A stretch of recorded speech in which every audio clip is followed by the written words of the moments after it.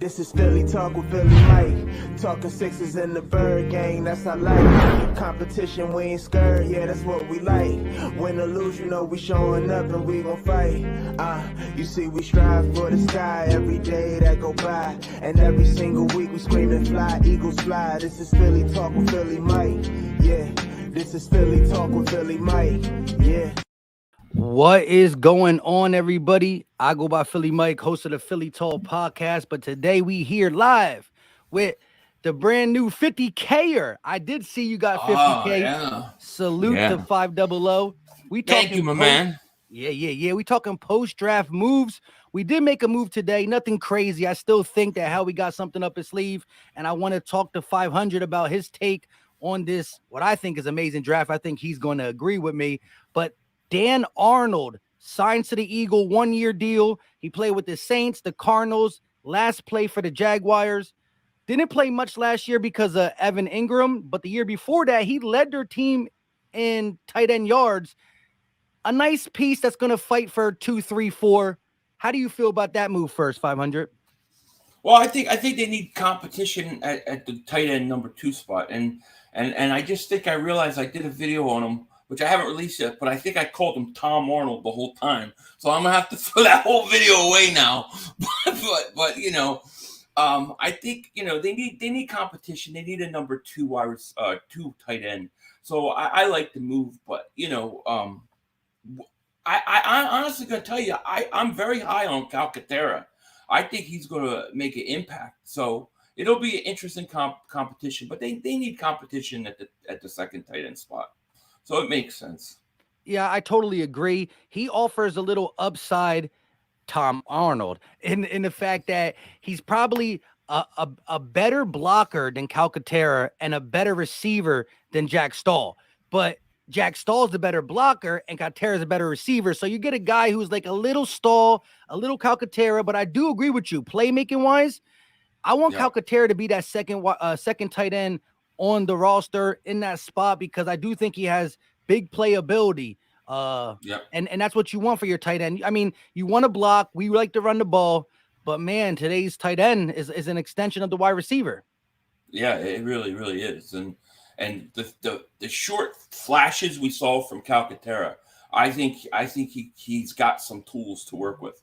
So it'll be interesting, and I think I can't hate on the Arnold pickup. I can't get super excited about it, but we'll see. I think it's a good move strategy wise in terms of bringing in another tight end.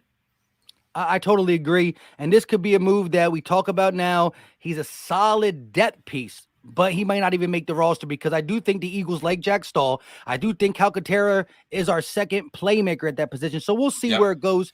Just I got a lot and we can't forget about we can't forget about Tyree Jackson, dude. This is the make or break year for him. This kid has tremendous upside in physical ability, and he got hurt. He came back last year. I think he's going to make. He's one of my sleeper guys to watch in training camp because if he flashes, he could make this team, dude. Yeah, I think you pretty much nailed it. The Eagles keeping him on the roster with 2 or 3 years back-to-back injuries because they're just wondering what can he be if he stays healthy. And so I do think it's not about what we see from him. It's if we see him, I think he has the tools to make the roster. So I do think Tyree Jackson is still a gem they stash. Just got to stay healthy. Yeah, this is his make or break year for him. We're going to know if he'll ever develop a tight end with the Eagles this year. So preseason is going to be interesting. It really is. Yeah, and it feels so far away. Talking about preseason training camp.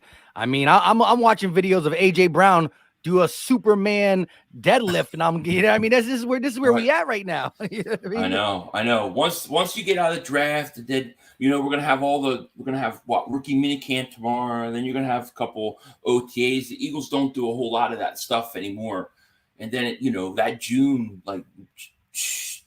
beginning of June, middle June through July, it's dead. It's dead. It's gonna be dead.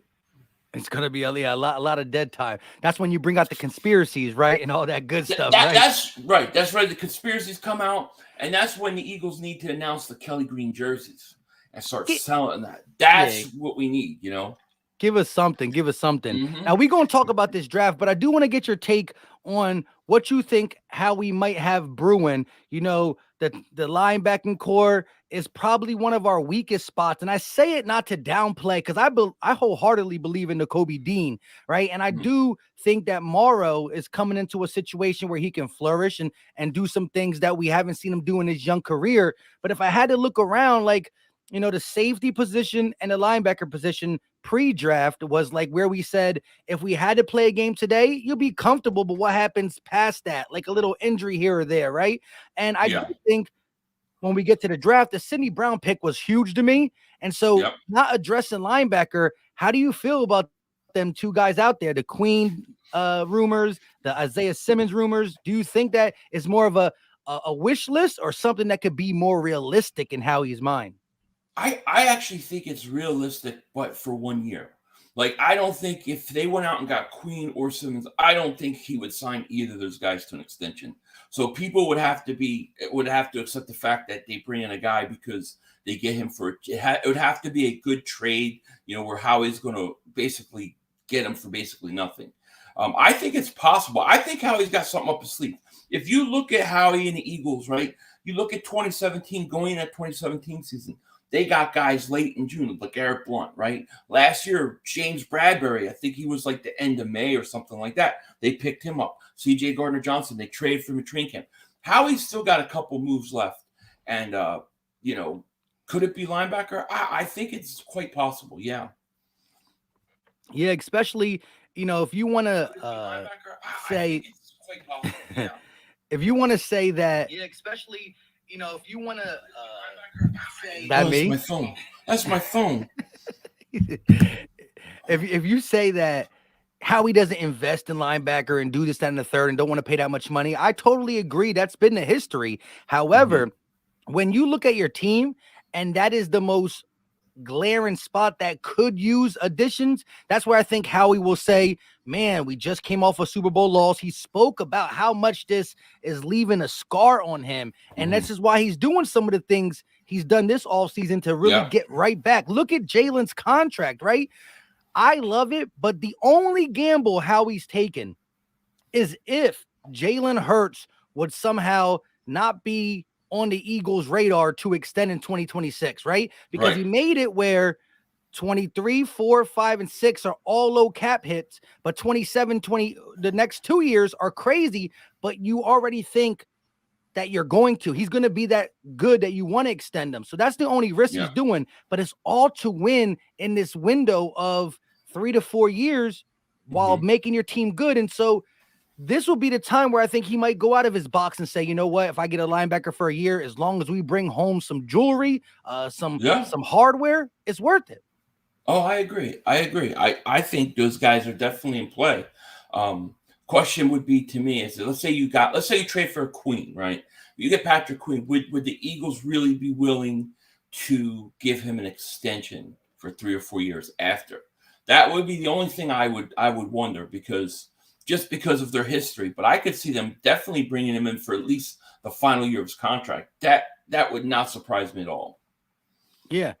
You've seen him play with draft capital. I mean, look what he was able to snag Swift for. And again, the leverage is on the Eagles side for the simple fact that, well, there's other teams that could be inquiring about a Queen, a Simmons. But if the team is not looking to extend them, which it looks like they're not, declining their 5th-year option or whatnot, you don't want this guy to walk for nothing. And so that's how we were able to snag C.J. Gardner-Johnson for a 5th and a 7th, because Howie had the ball on his court and said, listen, you want a 5th or a 7th or you want nothing. And they'll take that because in retrospect, the fans of the Saints thought they got ripped off, which they did through our eyes.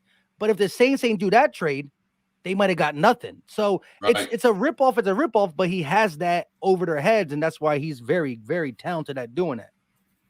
Yeah, the C.J. Gardner-Johnson thing was crazy because I don't think the Eagles I think they thought he would come in and play good. I don't think they thought he would be, leading the league in interceptions and getting the kind of money that he wanted to seek.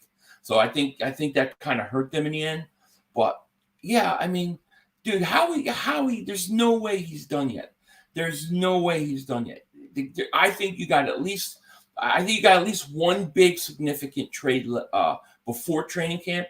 I think you get a trade at training camp, and then I think you get another, middle tier, low tier free agent signing. I think it's definitely happening. Yeah, every day of the draft, he made some type of trade, whether it's move up, move back for a player. And I do got to ask you this question because we've been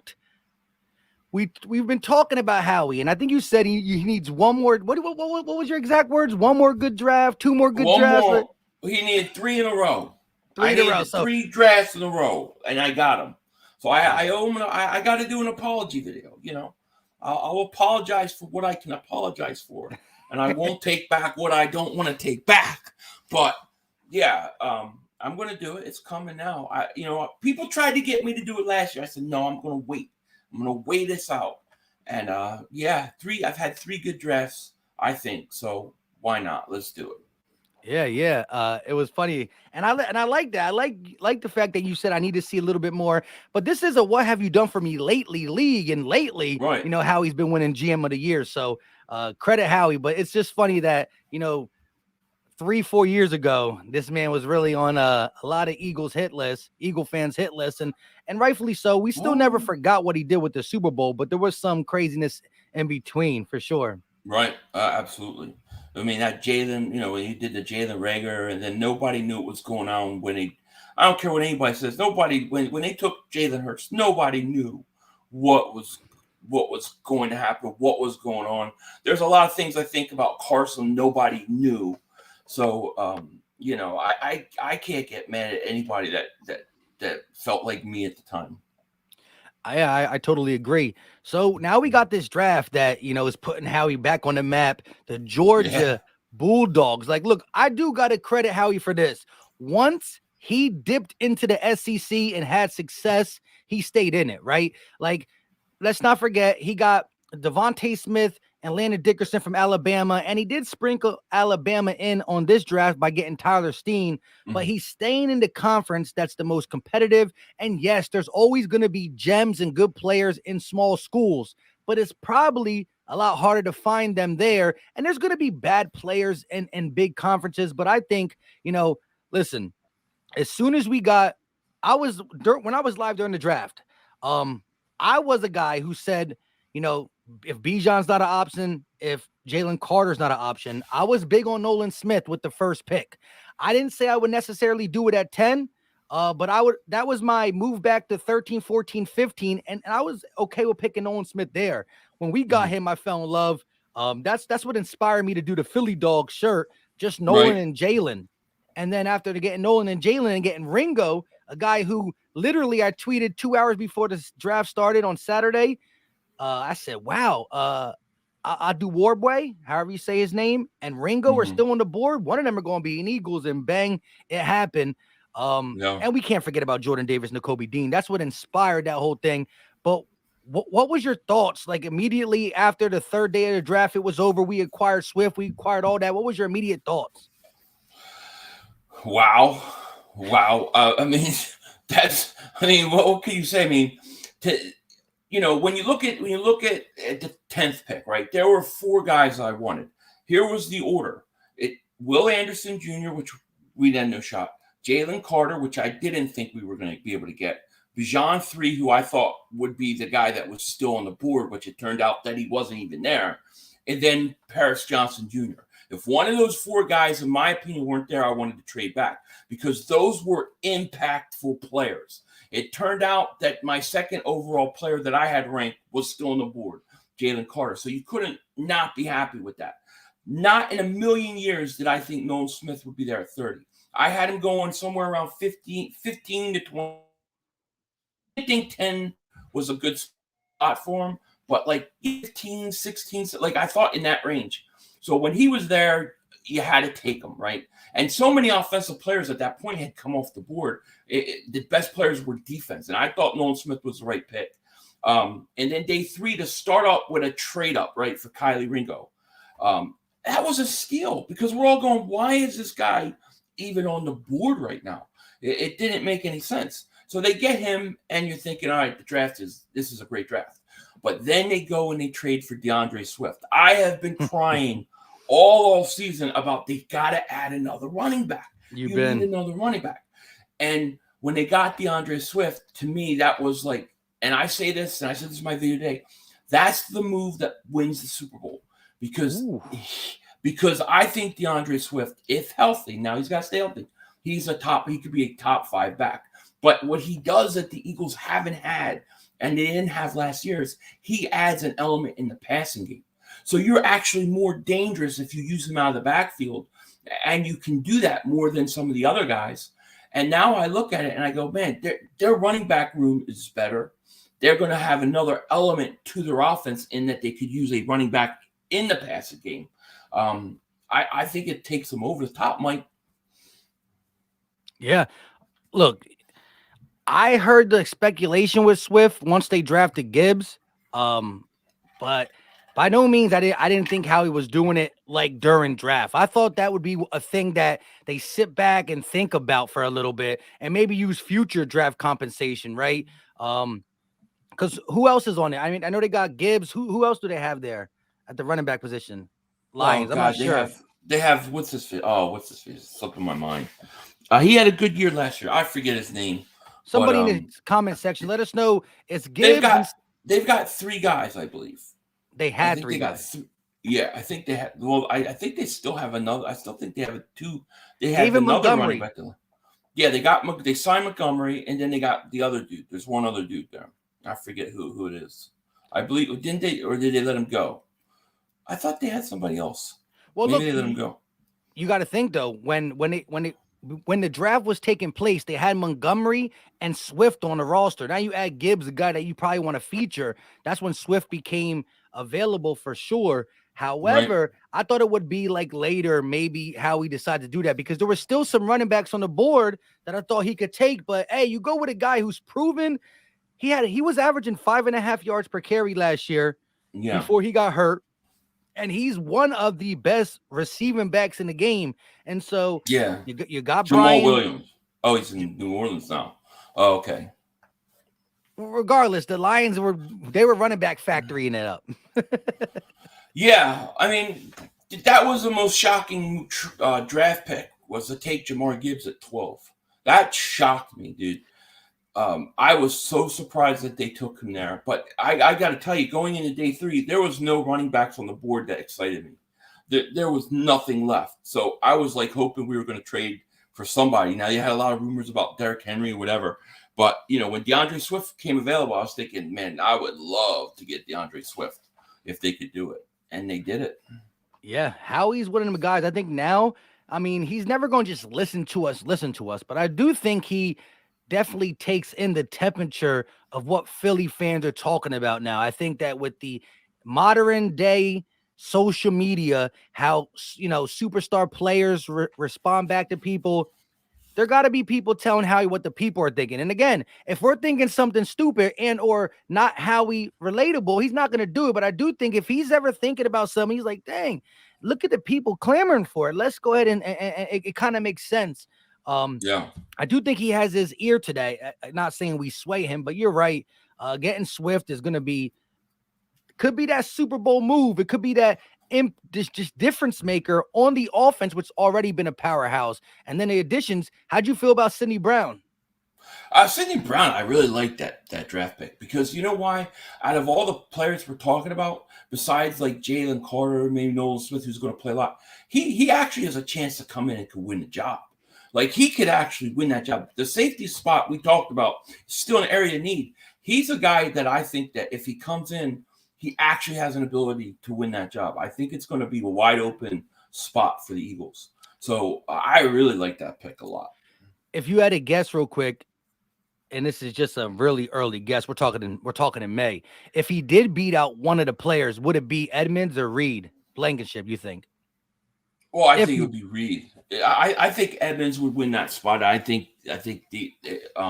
Edmonds would get one spot, and I would think it would be that next spot would be open. So I would say he'd win out over Reed Blankenship. I'm not totally sold on Blankenship yet. I thought he showed some good signs, but I still need to see more. So that's who I think. Yeah, and I actually, like you said, I had Sidney Brown as my second-rated safety going into the draft, so I was happy to get him there. But like I said, the aggressiveness of Howie Roseman to trade up, because we weren't picking on day 3 until 188, and going from 188 to 105 to get Ringo was a big move. And yes, I'm not going to sit here and act like he's a perfect prospect. He has things he got to work on, and his shoulder is what kept people a little nervous. But when you talk about 6'2", 207, you don't really tag that with 4.3 speed. You don't have a prototype that tall, that long, that physical, and run 4.3. He needs to get better with his stop and start, change of direction because of how big he is. But man, stay behind Bradbury and Slay. And I even like Eli Ricks. So who knows if we don't got guys for the future lined up after 2 to 3 years. I'll tell you what. I wonder if Ringo is going to end up playing safety. He's got the size for safety, and there's a lot of GMs around the league, guys reading up on him, that felt like he's going to be a better safety in the NFL than he is a corner. Maybe the Eagles look to put him at the safety position. That would be really interesting because I think he could be a great safety. I mean, he would have – look at his speed. He's already got good speed for a corner, but for a safety, he's already got some size. So why not? I mean, he could be a guy that you move to safety. Hey, the Eagles drafted Jalen Mills, different players, but he was a safety and made him corner. So why not do the vice versa? And again, we made Avonte Maddox play from slot corner to safety his second season too. So you never know. Let us get banged up in the safety position. That could be something. Real quick, shout out to Jung Money with the $2 super chat. Appreciate the love and support. He said, do you think Sue or Linval will come back at any time this offseason? That's a great question. I mean, they're so deep at the defensive tackle position. But I think they're open to it. I don't know, though. I really don't know. If you would have asked me before the draft, I was saying I had videos because, Sue was leaving the door open through his eyes. And I had videos saying that this is how he does in August, right? He see what he can construct before the draft, after the draft, during the draft, and then maybe D tackle is short, you pick up a Linval or a Sue close to August. But now you get Jalen Carter, who I said multiple times already that I think by September, he's one of the starting D tackles. Like some people still got him being like a key rotational player. How do you think Jalen Carter starts week 1? I got a feeling he's going to start week 1. Yeah, I was thinking about this today. I think it's going to be him and Fletcher Cox. The dude's too talented to not start right away. But, dude, I sent you a picture. I texted you just now a picture. I want you to look at this picture and look at the man in the middle and tell me he don't look like he's lost 25 pounds. Ooh, Jordan Davis looking extra slim. He's looking thin. Okay, if Jordan Davis is conditioned and in shape, that's going to be an interesting battle at the defensive tackle spot. But if I had to guess right now, I'll say to start the season, week 1, it'll be Fletcher Cox and Jalen Carter.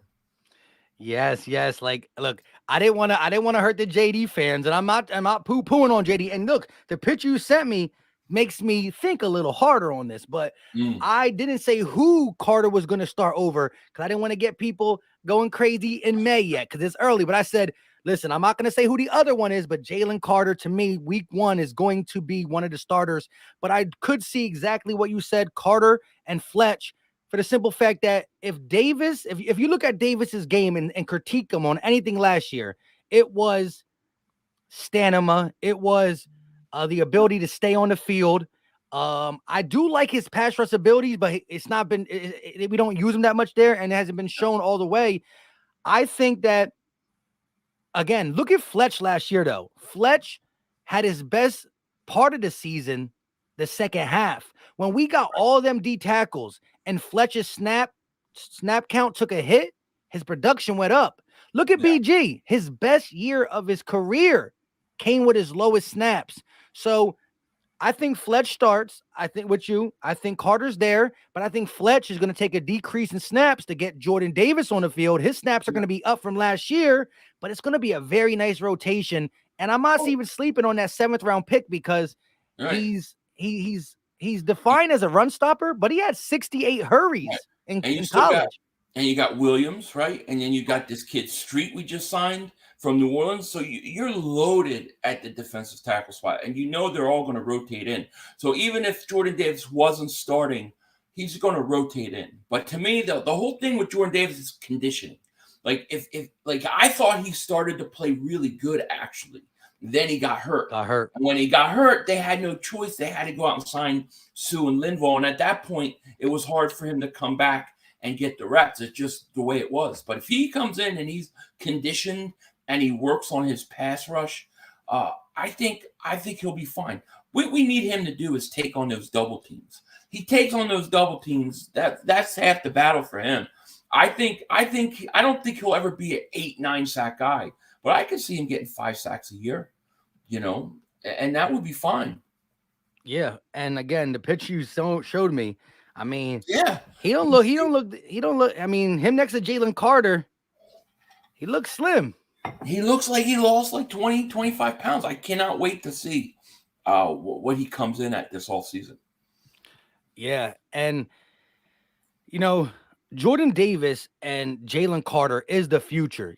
I think now that they know they got Jalen Carter, they're probably thinking if the draft happened earlier, I think they would have been okay with letting Fletch go, but bringing Fletch back after seeing how good he did in a lesser role, but was still very productive and a key role model for these guys was perfect. But now you do got your D tackles of the future. And losing the starting job to Fletcher Cox is nothing to be ashamed about, as long as you come in and play your role. And I do think that, Fletch, once again, might be the starter, but Jordan Davis still might out-snap him because we've seen that already. We've seen Jordan Davis start a game and other players out-snap him. So I just like that rotation. And Milton Williams, is, as you brought up, the dude had 4 sacks. He plays inside and out, and I think he's gotten better each year, and he's just been eye-opening. Like you could see him on film and or during the game. Like there's Milton. Hey, let Milton get some more run. Yeah, I agree. I like him, and the thing is, I like the idea that they brought Fletcher Cox back because I think the big thing with Jalen Carter is like the whole maturity things. And, I think one of the reasons why the Eagles took a chance on him, obviously, is because you have Nakobe Dean and Jordan Davis. But also Brandon Graham and Fletcher Cox got to teach those guys how to be professionals. So I like the idea that Fletcher Cox is here one more year to kind of take those guys under his wing. Who knows, dude? What if maybe it'll end up being Jordan Davis and Jalen Carter starting week 1. Could you imagine that? And then you rotate Fletcher Cox in on passing situations. You never know, man. You never know. We do know that Howie likes to play the money game a little bit in the sense that $10 million on the bench. But like you said, it's not about who starts. It's about who finishes. And the snap count could change, starting week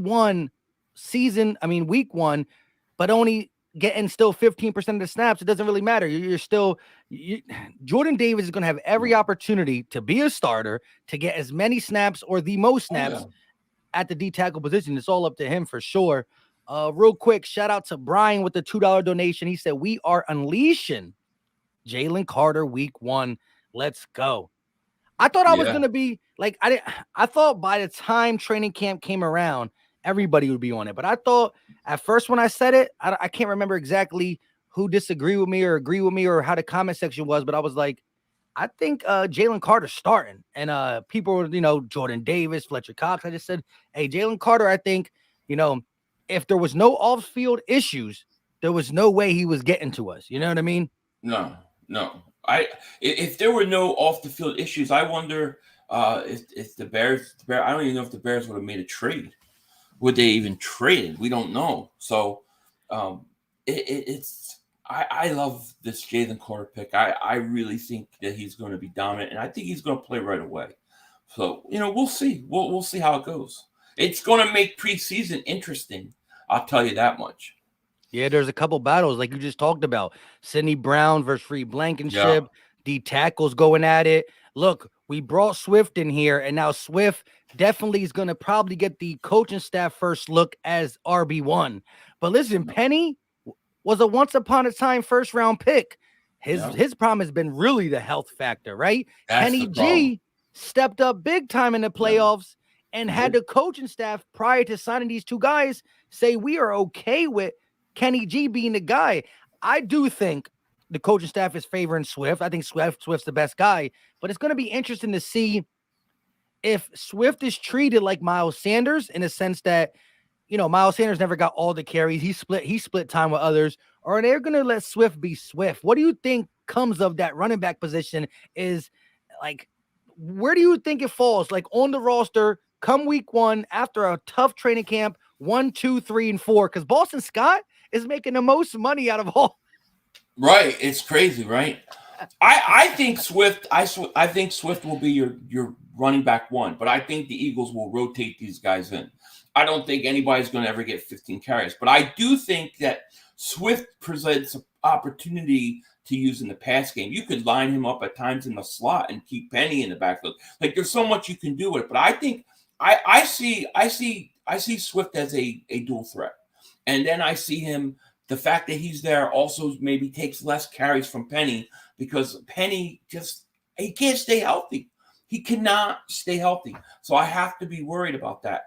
And then I think that Gainwell and Scott are great complementary pieces to Penny and Swift, right? Because the good thing about Swift and Penny is now we got a guy that can get 3rd and 1, 3rd and goal at the 1. I mean, how many times are you going to quarterback sneak Jalen Hurts before he gets hurt? I worry about that.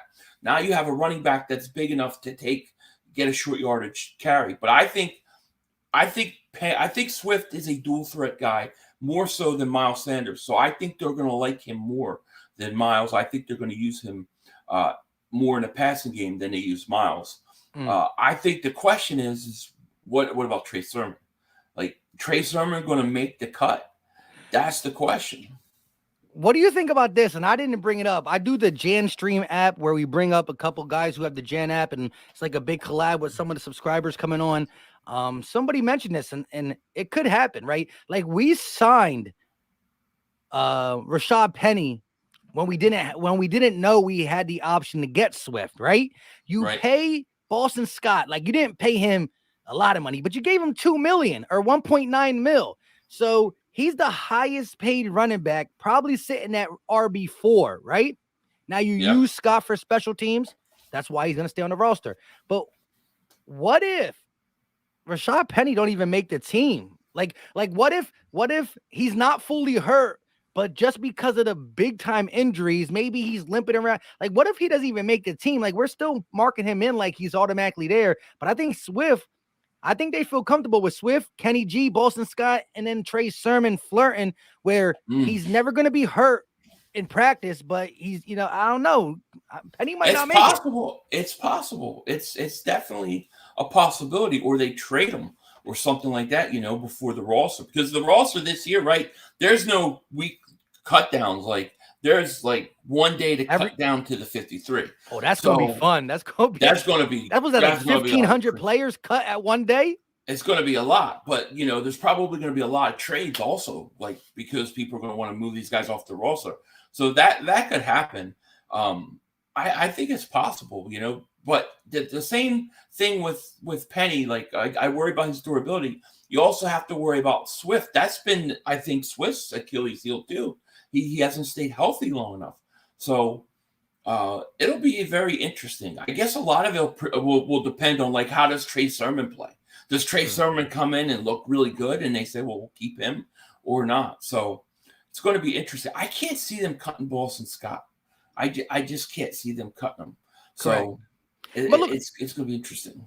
Again, that is something that was told to me, and I thought, hey, that's a possibility. If it's up to me, I really, really want to see Rashad Penny on this team. Like, again, before we got DeAndre Swift, which I do think he's a better player overall, Rashad Penny was a guy that I was always intrigued by when he was drafted at number 26th overall, first round. I said he's going to be a beast. He just can't stay healthy. I really do want to see him. And if he can stay healthy to training camp at his price, it'd be foolish for the Eagles to cut. But I'm saying he's a guy that if during training camp he gets banged up one time, Now you got him banged up going into the season. You already know his history. That's where I think he could get cut. I do think that if the change of scenery helps both Swift and Penny out, if you got, let's just say, for the first 6 weeks, everybody's healthy. I don't think there's too many running back rooms in totality that's better than Swift, Penny, and Kenny G. Even if you want to throw Boston Scott with how deep we are, like there might be better running backs at the top, but to have 3 deep that you kind of feel comfortable running 15 carries per running back, one game this, one game this, one game that, one game this. Right. It's a deep group. Yeah. Yeah, it's a very deep group. And if the way I really think by the end of the year, everybody's going to be going, we can't let Swift go. We got to find a way to keep him. I think he's going to have a monster year. Has there been extension talk? Somebody said on my last video. Yeah, there were reports that the Eagles offered to work a contract extension with him if he wants to. The question is whether he wants to or not. He may want to play out his final year and then see if he can get more money, So we don't know. But I think that because the thing about him is he could catch out of the backfield, he could run, but he's also a home run hitter. The guy could break it at any time. Too. He tore us up week 1. Oh yeah, if you want to watch DeAndre, so go watch him against us. He killed us. But I just think that was such a sneak. Like to me, that's the move that I say the Eagles are the best team in this league. Real quick, shout out to Philly Power Man keeping it real with the $5 super chat. He said, no disrespect, but you two are capping because Penny stayed healthy all last season. He did? He played, 5 games last year? Well, he's saying, like last year he's saying he stayed healthy, but the young boy Kenneth Walker beat him out. Now, listen, Kenneth Walker, that's his name. I thought he broke his leg last year. I thought he was hurt too. You could look it up real quick or chat. Let us know. Regardless if he was healthy or not, Kenneth Walker was the guy that the Seattle Seahawks were going with in the future. He had a tremendous season last year for being a youngster, but Penny still more than not was hurt. He played 5 games last year. 5 games. He had 57 carries. What the hell is he talking about? Dude's capping the cap, man. Let me just say this. Hey, you might not have been keeping it real there. No disrespect to you too. Listen, we don't get mad when people don't agree with us or correct us. But at first, I thought you were saying that because the Seahawks did go the other way with Kenneth Walker. Am I saying his name right? Is that the rookie, the young boy's name? Yeah. Mm-hmm. But I still do think that Penny was hurt too. I thought he was coming off an injury. The dude's dirt cheap. Look, 5 games. He played 5 games.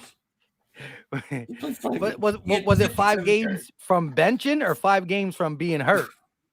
I don't know, man. I mean, if he's benched, you're talking about going from a starter to the 4th running back. It says games played 5, carries 57. 346 yards. People make a big deal. He averaged 6.1 yards a carry, but he only had 50-something carries. Yeah. He's never. 2018 he played 14 games. 2019 he played 10. 2023, 2021 10, and then 5. So he misses like 7-8 games every year. Yeah. That's a lot of games. And I think both of us are in agreement that we think he has talent and can be something nice on the Eagles if he's healthy. But the Eagles have shown you, even with Miles Sanders, we like to use multiple backs, keep it fresh, and then ride the hot hand. So he will be given every opportunity to stay healthy and to prove that he should be number 1. But I do think that Howie Roseman trades for Swift with the mindset of this is our guy. Look, we talked before the draft. I've said so many times the Eagles need another running back. There was no way with his health that you could go in my opinion, into this year and be comfortable with that running back room. Because what if Penny got hurt? Then you're gonna have what? Ball Scott and Gainwell be your main guy. Now a lot of people love Gainwell, but I don't know if Gainwell could carry the load like that a whole year. You had to get another back. The Eagles knew they had to get another back. Howie was patient, waited. I believe that I very firmly believe that I'll believe two things. One, if Atlanta takes Jalen Carter, let's say, and we're at 10, I truly believe the Eagles take Bijan there. And then the second thing is I think that the rumors with Derrick Henry are real. I think the Eagles were looking at trading for him too. So they were looking for another back. Of course, they're going to say that their room is good. They like who they got. But there's no way that they could have felt comfortable otherwise. Yeah, I totally agree. I was calling it like, we have 2.5 running backs. Not criticizing Penny for his production, but for his injury history. So it's only a half a player until proven otherwise. But shout out to Trader Chris with the non-capping. What do you call a capping of a cat? Like it's a cap, the cat, man. The master of capping. No, I'm just kidding. Trader Chris with the $2 super chat. He said Penny broke his ankle on October 9th, out for the season, pronounced October 10th. So there you go. Yeah. I think the question, Penny's talent is, like I said, if you could guarantee me he's healthy the whole year, then you're perfect at running back. You don't need to do anything else. But the question is can he stay healthy? And you just can't with this team that you have, right? Being on the verge, I don't see how you can sit there and be comfortable with what you had. The DeAndre Swift thing is good. Now he's had injury problems too. So you got to figure one of those guys, and how he's probably playing odds, one of these guys will stay healthy. I think DeAndre Swift, though, I just think he gives you another element. I think he's a dual threat, man. I think his ceiling is so high. Like, I'm falling in love with DeAndre Swift. What can I say, dude? I love the move. I think it was amazing. Philly native, went to Georgia Bulldogs. You know what I mean? It just fits the narrative that's been going on. And I do agree. Look, the Lions last year had a top 10 offensive line. So he did play with a good offensive line last year, not the early part of his career, but last year. Now he was off to his best season at 5.5 yards a carry until he got hurt, right? Yeah. All that being said, top 10 offensive line, the best offensive line. Jared Goff was playing good quarterback. We got the best NFC quarterback. The Lions had good weapons. We got better weapons. So Swift is still getting an upgrade outside skill position, tight end, offensive line, and quarterback. Yeah. I mean, people say all the time, well, you could run an average running back behind this line and he becomes good. And I always would say, what if you get a good, talented running back and you run him behind this line? Then what are you going to get? And we're going to see. Because Swift has, like I said, I think he has top 5 legit ability, man. I think he just got to stay healthy also. But I think he's going to get a shot this year. But I think what's going to be interesting is how they use him in the passing game. He's a good receiver out of the backfield, much better than Miles Sanders was. And I think that element could give the offense a whole nother dimension that people haven't seen before, which makes the offense better. You know what I mean? Yeah, I totally agree. You now have to worry about, you always had to worry about Dallas Goedert, Devontae Smith, AJ Brown. You got to worry about the wide receivers and the skill positions, the pass catchers, let's call them, right? Yeah. The fact that Jalen Hurts can take it at any time and run for a first down and more freezes the linebackers. Like, now you got to worry about a dual threat, a guy who's going to move from left to right on Hurts, go outside, maybe line up in the slot, motion this way, motion that way, just makes it so much more hard to defend. And I do think Brian Johnson's going to throw some more hot routes, wrinkles in it. Like we seen the screen game from the running back disappear, right? Yes. When we run a screen, it's either to Devontae Smith or Dallas Goedert. That's their screen game. Right. It's back in 2023. And the screen. I mean, I'm sure you were calling it when you're screaming games, but when I'm screaming games, going, man, you could run a running back, you could run a screen pass a running back right now, and it's 20 yards of space, but they just didn't run it. They didn't do it, And then if they did throw it, they like to throw more to Gainwell, balls to Scott than they did Miles. Now you get a guy like DeAndre Swift, who I think is more talented than all those guys, and so I expect them to use him more in the pass game this year. Totally. He's always leading the running back room in like yards until he gets hurt. Like he's always up there, number 1, 2, or 3 until he gets hurt. Yep. But shout out to Weapon X with the $2 super chat. He said Penny probably won't see you to field that much. I think he meant see the field that much. Yeah. And I do think it goes Swift. I can't say at this point who's going to be number 2 in the Eagles' eye. I think that is a true competition during training camp. Penny versus Kenny G. Kenny got the health part of it. We'll see where it goes. But I do think you don't trade for Swift. You don't do all this if he's not your number 1 guy to start. Now, things can change. Anything can happen. But right now, it's Swift. Yeah, I think it's Swift. And I think the thing about Penny is if he's the number 2 and he doesn't get as many carries, maybe he doesn't get hurt. Maybe, that keeps him healthy. So now you got both guys. So that's kind of how I'm looking at it. Want to get your take on the whole Jonathan Gannon stuff, right? Oh God, I hate that guy.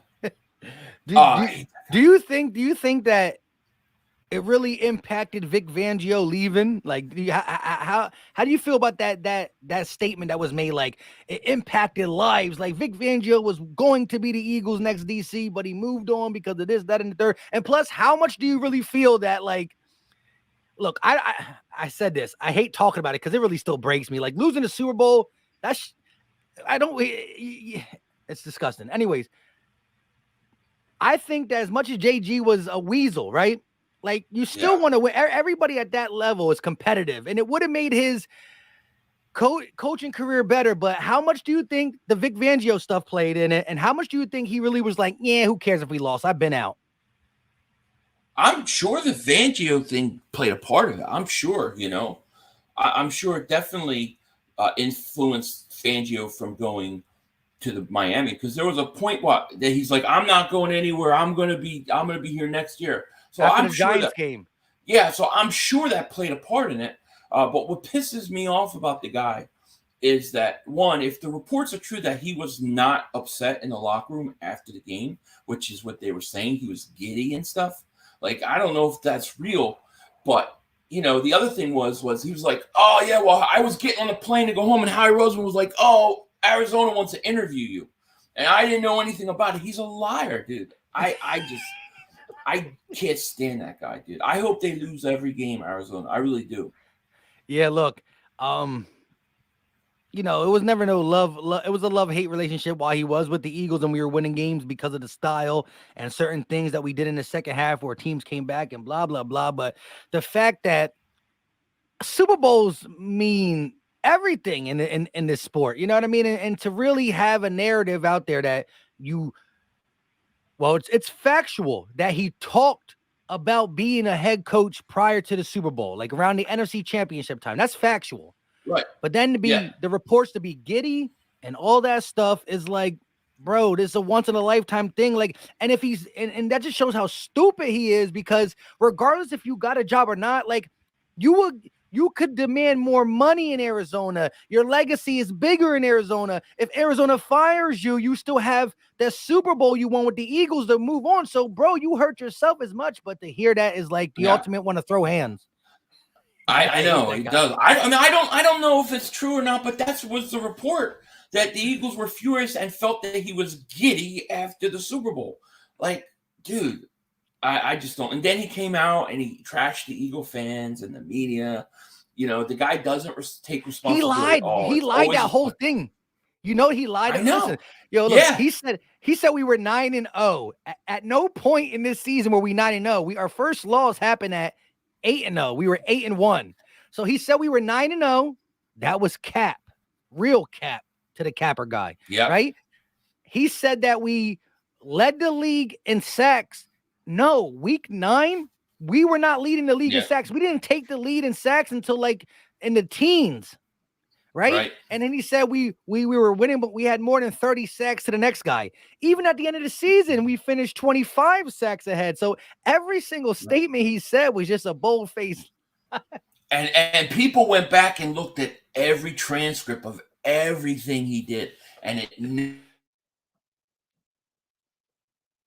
him when he was going to claim it. He's a liar, dude. The guy's a flat out liar. I'm just so happy he's gone. That may be my favorite move this offseason, that we don't have to deal with him anymore. You know? Yeah. And again, how much he, I think, hindered a team at times to get a new DC, I think is, like you said, an upgrade. And then I'm not downplaying what Shane Steichen did, but I do think that Shane Steichen called the plays. So the sequence and what the plays were called was under Shane. But Nick Sirianni is 1000% part of the game plan. The installation of the plays, like the design of these plays, are Nick Sirianni and the whole group. He just call them in a sequence. But with Brian Johnson being that close to Jalen, coaching Jalen under his best season, and then being in the room the whole time last year, I don't think there's going to be any drop off really there. No, I don't think so either. I think they're actually, like I said, I think they've got elements on their offense now that are going to make them even more dangerous. You know, so I'm not worried about it. I guess what we have to wait and see is the defensive coordinator. That's what, you know, I don't know. I don't know enough about the side to tell people, oh yeah, he's good to go. I think he's going to be better than Gannon. I think Gannon blitzed 9% of the time last year. So hopefully he'll blitz maybe like 20% of the time. Yeah. You know, we'll be all right. But I got to tell you, I you know, people say, well, they had 70 sacks and you can't, I mean, look at the job Gannon did. I think those players and talent on that team were bailing him out, man. I think he got bailed out because of the talent. I don't think he was doing anything to make them better. I just think those guys were that good. I mean, look how CJ Gardner-Johnson kind of went at him after the Super Bowl. He kind of said some stuff. So I think that's telling, man. I do. I totally agree. Taking shots at your you know, if the guy that is supposed to be a great coordinator, you don't do that unless there's the word great is not supposed to be in front of it. It's more of the talent on the field, as you just said. But Dragon with the $2 super chat. We took that L, but we are about to be a dynasty. We gotta get a dub in the next year, and then we could talk dynasty for sure. But I think all Eagles fans' expectations are we have as good of any chance to go back. Like if there was ever a team that was more built to go back right away, it's this team, because it is hard. I'm not going to say we've seen what happened in 17 and 18. We've seen other teams who made the Super Bowl and fall off. It's not easy, but we're built for it, at least on paper. And that's how we started this little Super Bowl runish. We were on paper strong, and we finished it. So it's looking good right now. Looking great, especially when you look at the conference. I think the conference isn't that good. You lost Brady, you lost Rodgers. So I mean, I look at the competition. I go, this is we still got open. Prescott. Yeah. Well, you know one thing, he ain't getting out of the second round of playoffs. So that's the thing. You were talking positives, like we lost Brady, we lost Rodgers, and we still got Prescott. You know, that's exactly. Yeah, it's a positive. Daniel Jones is still there. I mean, we're good. 41 mil, Daniel Jones. Unbelievable. But like the last thing I want to say about that JG stuff, because it is sickening for sure. I thought, like, with all this coming out now, we should have got more than that swapping thirds, because like it was a big jump, right? 90 something to 60 something. That's what 20 something picks. But still, bro. Yeah, we shouldn't have had to exchange picks. We should have just got that pick. Yeah. You know what I'm saying? I agree with you. You know, I didn't understand. I thought we could have got more, but I guess the Eagles just wanted to get it over with, you know. That was the main thing. Did you see Jonathan Gannon during the draft, though, in the war rooms, the Arizona war rooms? No. He kept hugging the same guy, and every pick they acted like they won the Super Bowl. He just gets on my nerves. I can't. Like, that's a hate-to-face dude. You know what I mean? Yeah. Like, straight hate to face. Like even before this news came out, like just watching him in Arizona go like, boom, boom, boom, boom. Like you look at him like mad, but you're like, what is wrong with this guy? No. Well, they wanted to fire me every week. I had the #1 defense in the league most times, and they want to fire. Who said that? You know what I mean? He must have been watching my videos because I think I was the one calling for his head week to week. Yeah, it's definitely a hate to face. So much dead time coming up, but this is what I love about the Eagles too. They always find a way to keep things interesting. They're always active at anything. There's nothing that goes on in the NFL that the Eagles don't shop. Like, some people, Eagle fans and definitely outside fans, like, man, everybody that comes available, y'all talk about for a couple of reasons. One, right? Like, and they try to use that as, how do you feel your defense is so good, but if you're always asking for another player? And I don't know where y'all come from, but no matter how good your defense is, you can always upgrade something. You know what I mean? Right. Yeah. There's always one position, one person you can upgrade. And the thing is, Howie Roseman said it. And I know you probably watched it, but listening to Howie Roseman talk on Jason Kelsey's New Heights podcast, like you think of GM, you think of button up, professional. Howie's just a Philly guy, right? He's just down to earth talking trash. And he said, like he talked about the AJ Brown trade, and he talked about this. He says, he eats, sleep, and live football in the sense that if something's available, he's going to inquire, because he said he doesn't want to wake up one morning and this person was traded and he didn't at least feel out what they were looking for, right? Like he literally said that. That's telling us that if somebody's available, whether it's impossible or impossible, I'm going to at least call to say, hey, how you doing? What are you thinking about? Yeah. Oh, yeah. I agree. I mean, when people say that now, I just laugh, because I go back to last year, and I go back. I mean, you want to talk about, like, I didn't get a lot of crap over the Bijan thing, wanting Bijan. I didn't think Jalen Carter was going to be there, but I didn't get a lot of crap with that. But I got a lot of crap last year when I was saying you got to take one of those first round picks and trade for Metcalf, Samuel, or AJ Brown. You got to do it. People said they're not going to extend a receiver over $20 million, and they're not going to give up a first. They did it, right? Then they say, well, why are you talking about James Bradbury? They'll never go get James Bradbury. They did it. So every time people say, well, you guys want everybody, I say it's because we get everybody. Because like over half of the people that we talk about, they wind up getting. DeAndre Swift, perfect example. I did a video on him the day before the trade, right? Why you guys want DeAndre Swift now? You're not getting him. Your running back room is fine. What do? They get DeAndre Swift. We're always going to try to upgrade our roster. We're always going to try to get better. You can never have too much depth in the NFL. And that's the way our GM rolls. Their GMs all roll a different way. They all copy what we're doing. Let me tell you, here's what's going to happen. Next year, everybody's going to be like, the first 30 picks are going to be all Alabama and all Georgia.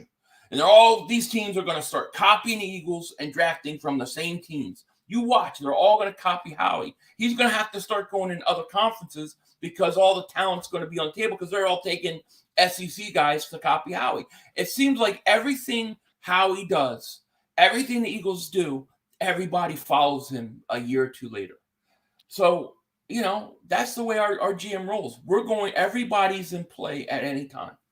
That's the way it is. Perfectly said. I think that when you watch these, I'm curious to see what they did with Lamar Jackson's cap hits, right? Because he got signed after. I'm going to be curious to see what they do with Burrow and Herbert as well. But yeah, like you said, it might not even be like the Georgia Bulldogs, but if a team likes a school, they might just start picking. When you see a team or two next year have 2 or 3 picks from the same school, it's the same philosophy. You know, it's going to happen. It's like everybody's going to be picking Georgia, and we're going to be sitting there going, all right, well, we're going to have to go over here to Texas. We're going to have to go Clemson. All these players are still on the board that should have gone in normal years earlier. So, I mean, Howie's 2-3 steps ahead of these people at all times.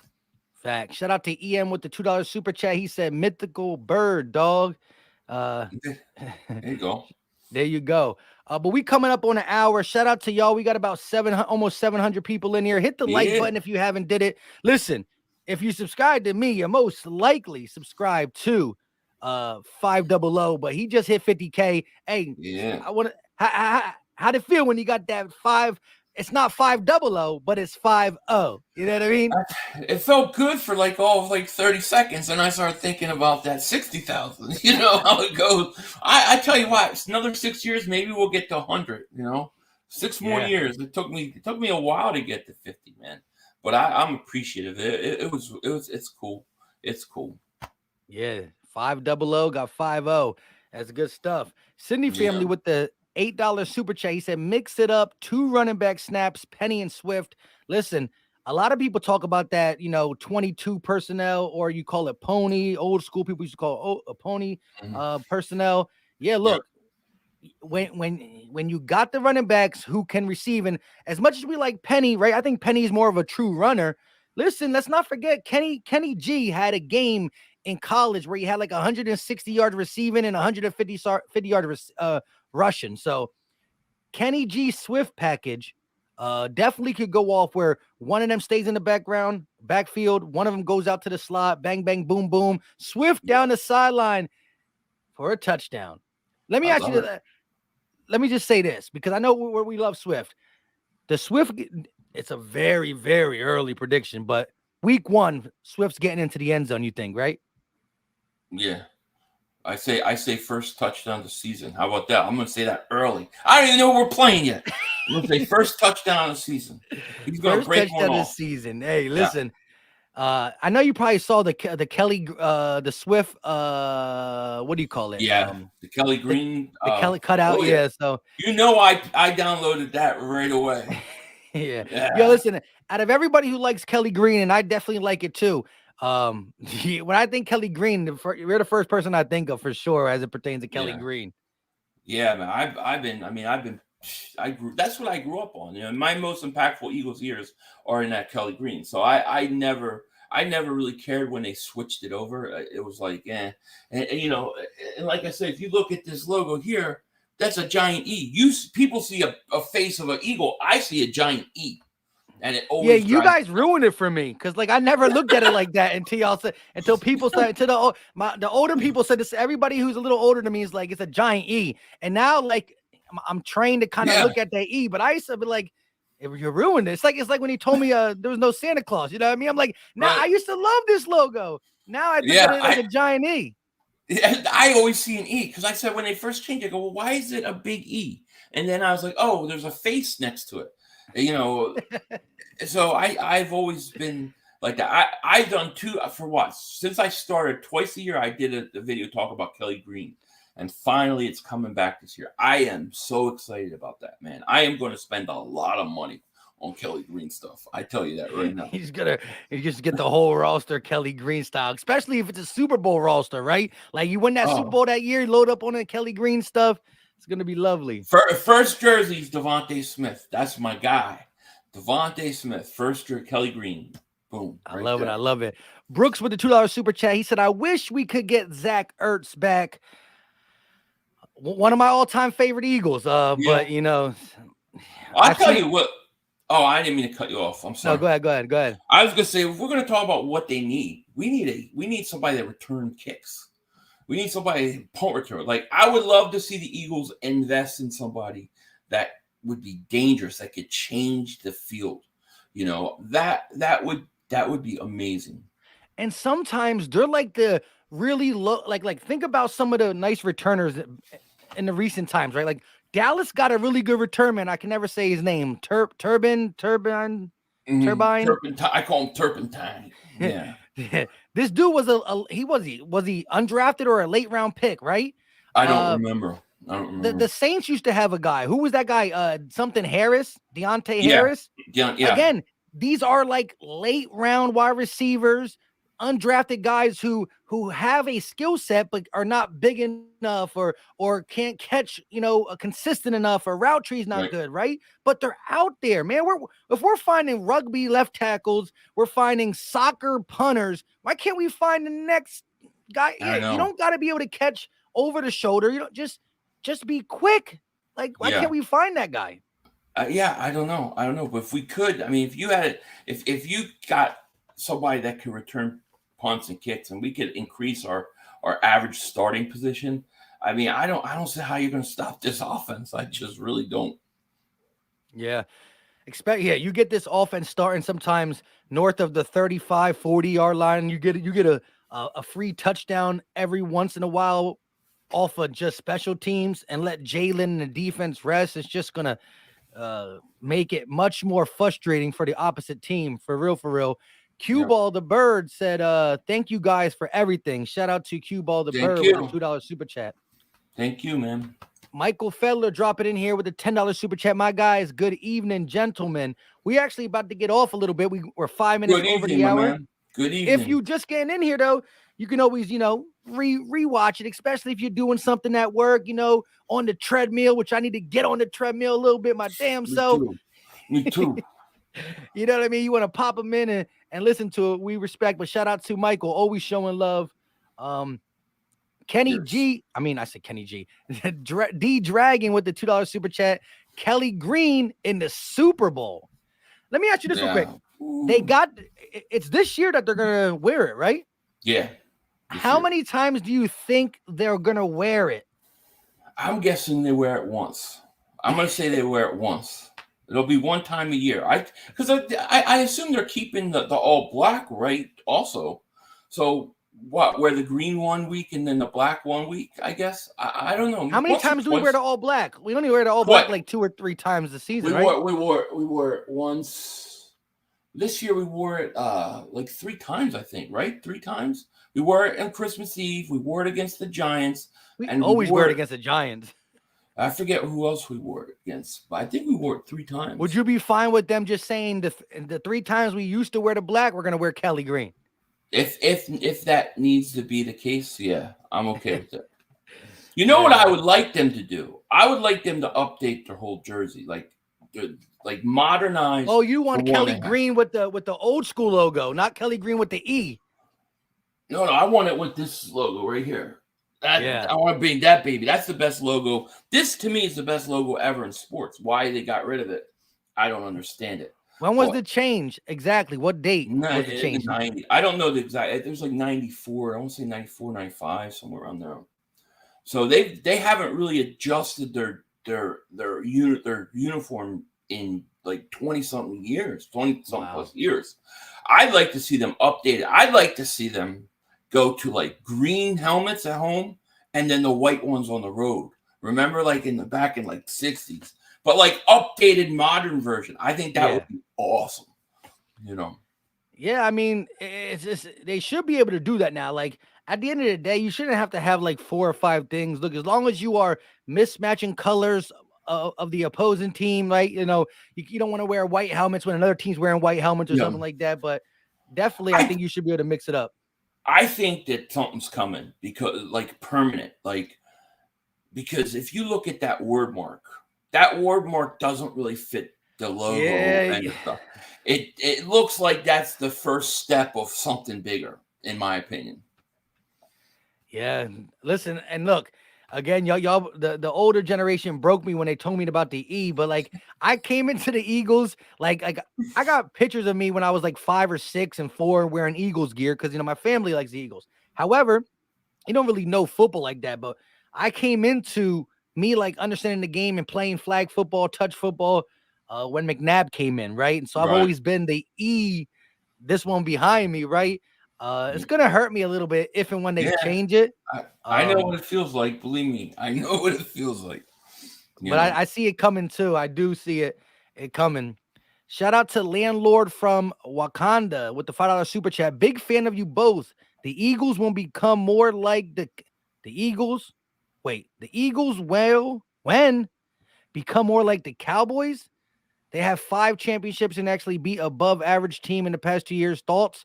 Hurts is fullback one. He said he likes both of us, right? And then we like you too, but we like you too. We don't like your team. I think you meant to break QB one. I mean, listen, Hurts is better than Dak.